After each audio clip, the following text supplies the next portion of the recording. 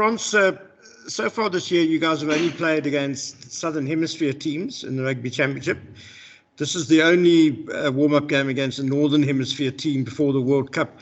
How important is that in terms of preparation? Hello, everyone. Yeah, I think it's obviously, it's obviously good in prep for the World Cup to face a quality side like Wales. But then on the other hand, I think every team brings something different, and it's our job to analyze whoever we're playing against and to prepare as well as possible for that coming weekend's opponent.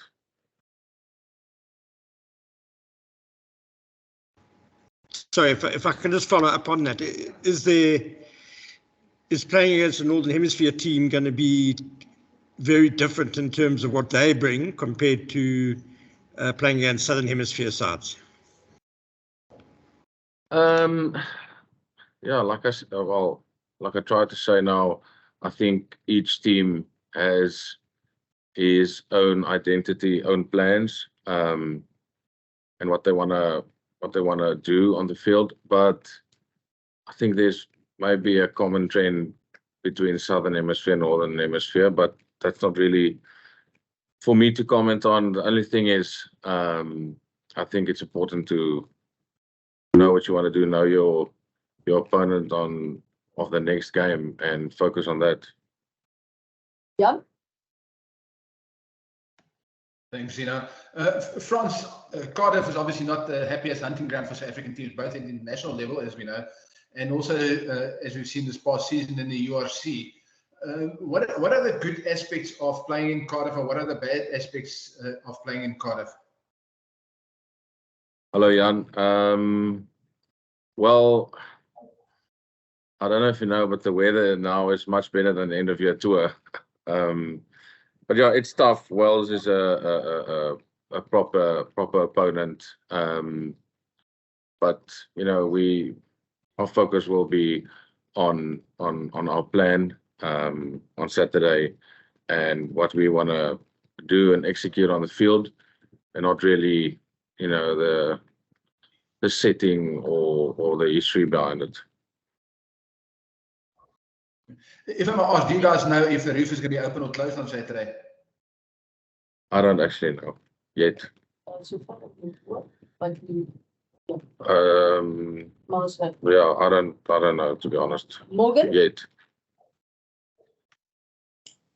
Thanks. It's hi, Frans. I just want to ask about the second row. I know this is going to probably be a weird question, but does it feel different having a different set of second row players behind you than the usual Etzebeth and let's say Lotte Jager? Hello. So obviously, they are all different players to each other, and we mix and match trainings, and obviously the games we played until now. I've played with RG and JK in that first Australian game, and then and there after that as well. So it doesn't make a big difference in my view, but obviously we have to find each other quickly, and I think we've done that well. And yeah, we need to, that combination, it's our responsibility to make it work. Frans, then obviously Wales have they've had a difficult season, but you guys know from last summer just how tough an opposition they are, don't you? No, definitely. As I said just now to the previous questions, like the other guy said, the record of Wales here in Cardiff is very good.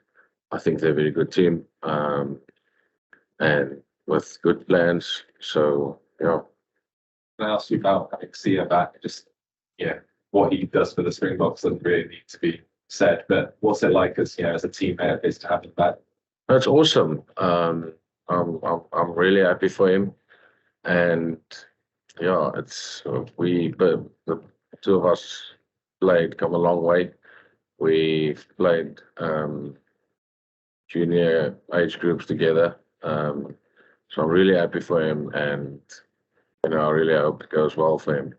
And when you won the World Cup 4 years ago with that's the team in South Africa, not just made sort of the bomb squad and the strength and depth that you had in your front five with the guys coming off the bench. Do you feel like, obviously there's a lot of guys still there, do you feel like that's still there, or maybe you're even in a better place than putting it? Yeah, well, obviously there is awesome squad depth, and that makes for very good competition within the squad, and I think makes everyone better. So yeah, definitely awesome.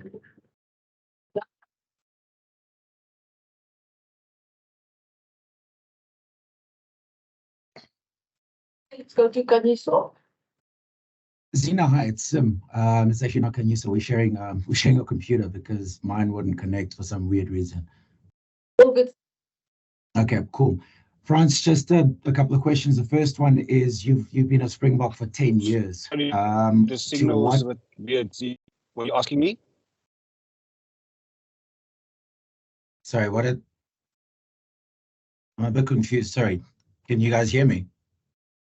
I heard you. Someone else came in from the side. I don't know. Gareth, please.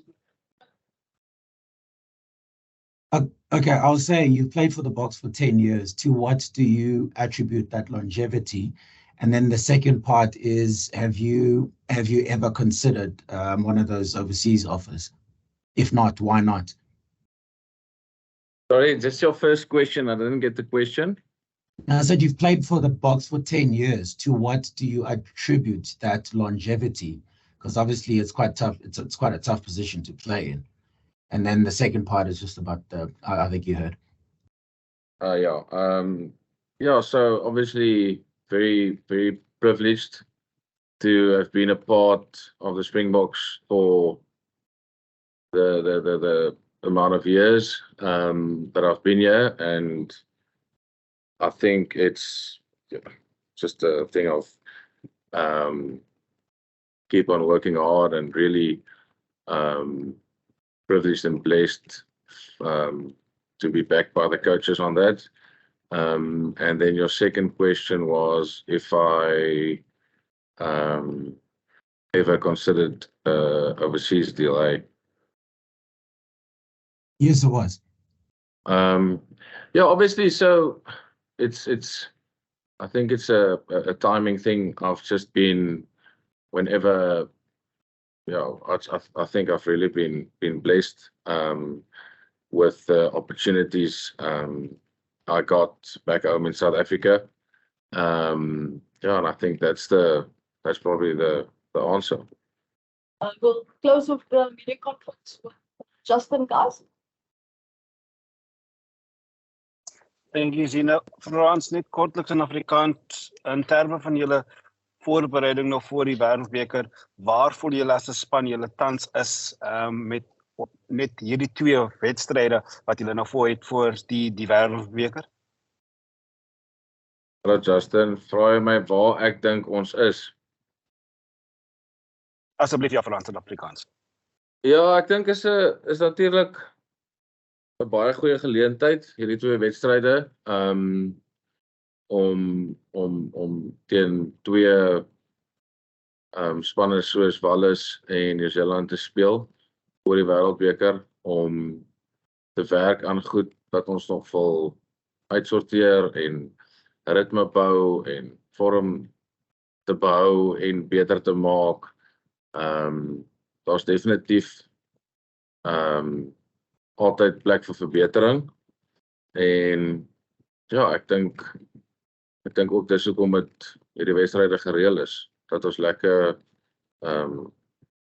baie goed kan uitstryk.